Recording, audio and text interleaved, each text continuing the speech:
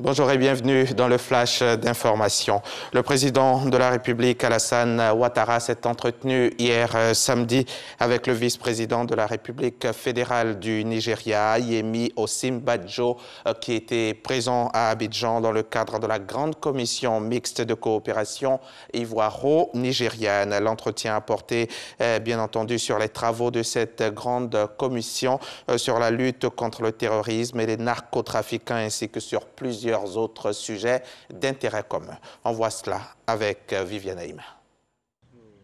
Présent à Abidjan dans le cadre des travaux de la grande commission mixte ivoiro-nigériane qui se tient du 4 au 6 novembre, le vice-président de la République fédérale du Nigeria a eu un entretien ce samedi 6 novembre avec le président de la République Alassane Ouattara au palais présidentiel. Au menu de leurs échanges, les conclusions des travaux avec en point de mire l'accroissement de la coopération économique et sécuritaire entre leurs deux pays.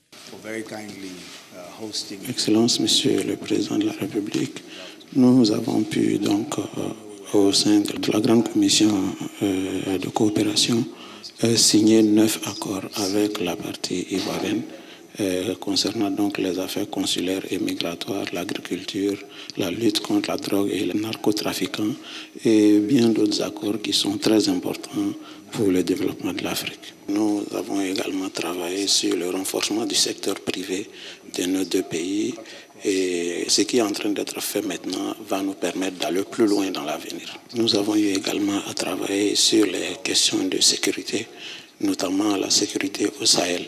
Mais j'aimerais aussi, Excellence, Monsieur le Président de la République, vous transmettre les salutations les plus fraternelles de votre frère et ami, Son Excellence, Monsieur le Président de la République fédérale du Nigeria, Buhari. Si les relations ivoiro-nigérianes ont pris leur véritable envol depuis une dizaine d'années, la coopération entre les deux pays est désormais en construction.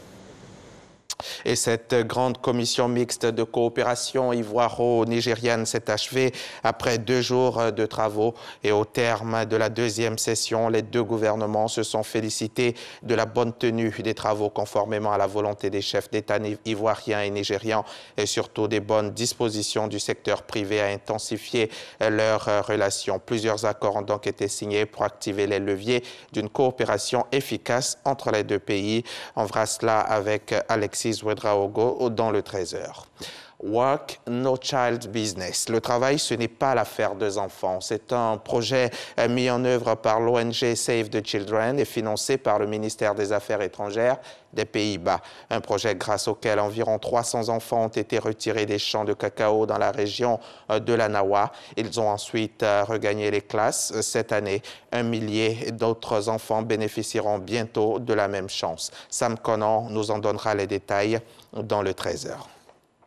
Un sommet extraordinaire des chefs d'État de la CEDEAO, la communauté économique des États de l'Afrique de l'Ouest, s'ouvre ce dimanche 7 novembre à Accra, au Ghana. Il sera consacré à la situation en Guinée et au Mali, où des militaires ont pris le pouvoir via un coup d'État. Parmi les enjeux, d'éventuelles sanctions ciblées ou économiques. Et à ce propos, justement, le président de la République, Alassane Ouattara, vient de quitter Abidjan pour Accra, au Ghana. Il regagnera Abidjan dans l'après-midi.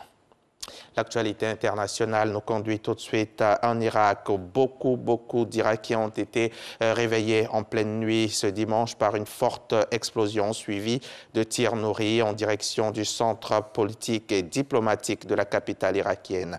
Le Premier ministre Mustafa Al-Khadimi a fait face durant la nuit du 6 au 7 novembre à une tentative d'assassinat. Un drone piégé a visé sa résidence en plein centre de la capitale. Le Premier ministre s'en est sorti indemne, mais l'Irak semble aujourd'hui sur une ligne de crête.